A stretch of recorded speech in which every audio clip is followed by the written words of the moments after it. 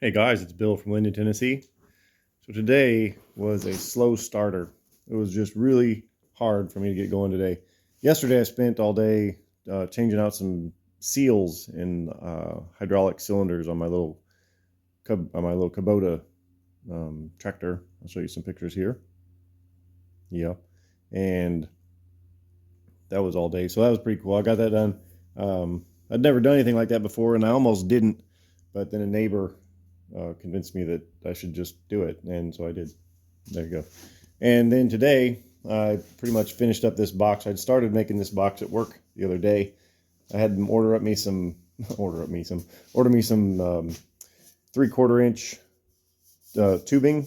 It's got 1/8 inch wall, and yeah, I just made the box. And this is for obviously for the rear box. Maybe it's not that obvious, but I spent a lot of time unnecessarily, like welding these sides and grinding it down flat. And I say unnecessarily because you definitely can't see this, and it's going to be painted anyway. But so I got it all done, and it is rather heavy. It weighs about 40 pounds. Now, what I could do is I could have made this using 16 gauge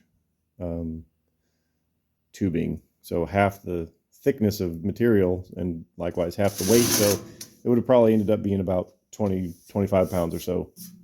Now I could redo it all and then just have this as a really heavy duty box for putting stuff in. I don't know. Or I could just not worry about it because it's only 20 pounds. I mean, in the grand scheme of things, I don't really think that's going to make all that big of a difference. But 20 pounds here, 20 pounds there, starts to add up. You do that 10 times and, well, it's about 200 pounds. So I don't want to do that. I don't want to go crazy too terribly much. And the front battery box, I am going to use 16 gauge, 16th inch sidewall or thickness tubing. But inside of here goes some of this hard insulation. And let me show you what that ends up looking like. Like that. It looks like that. I don't have that piece in. It's over here, but it's a little bit tight. It's really hard to get out, and I need to paint this thing first. Once it's, well, I need to do some other stuff too, because inside of this goes cells, and they look like this. Hold on. They look something like that. Now, of course, there's going to be a second row here, and boy, it just barely fits. I mean, it is really, really tight. Each of these cells, I think I showed you last time, I got this fish tape stuff, or not fish tape, fish paper stuff. And it's just this really durable, slippery, I guess non-abrasive stuff. It's got a sticky on the back of it. And that just goes between the cells so that, you know, you're riding down the road. If they, you know, do something like this, then they won't rub against each other. I got it on one side, but not on the other. There's no reason to have it on both sides because the next cell has it on that side. And then the final cell over here, it doesn't have any on it at all because this one has it on this side. This one doesn't need it on this side, and it doesn't need it on that side either.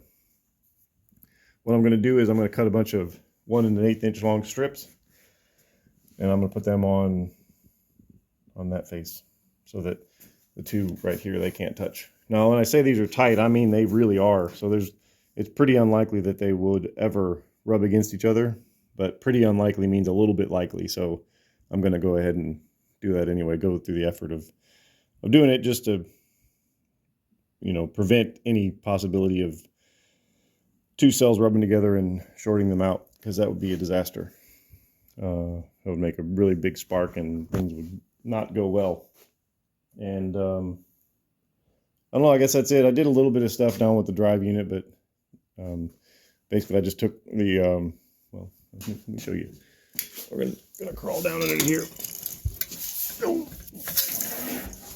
Took the TSLA stub shaft or drive shafts and separated the inner CV joints. So now I've got a surface that I can measure against the edge of that CV to the inside of this tube here where the axle shafts goes.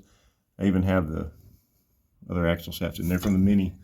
It's going to go on there. You can kind of see it. And you can also see that I got a shock in there. I wanted to see if that's going to actually work. Those are the factory shocks in their factory location. And it looks like that's going to work just fine. It's kind of drooped down. And I think what's going to happen is that lower link, that lower mounting point, I'll make a tab for that to bolt pretty much in the middle of this DB-on tube. And that'll work out pretty good. Up under here, I think I showed you last time, that's where these batteries are going to go. I spent about 3 hours today just sitting here staring at this battery box. I had it jacked up into place, just staring at it, trying to figure out how I'm going to fasten it to the truck body. And I think I've got a solution, but I'm not exactly sure. So that is what I've been up to today. Yeah, like I say, it was just really tough getting going. Yeah. But, you know, as with any of this stuff, there's a whole lot to do. And as long as you do something, then you've made some progress. And that's better than not doing anything. So that is pretty much it for this weekend. Kind of short video. But thank you for watching. We'll see you next time.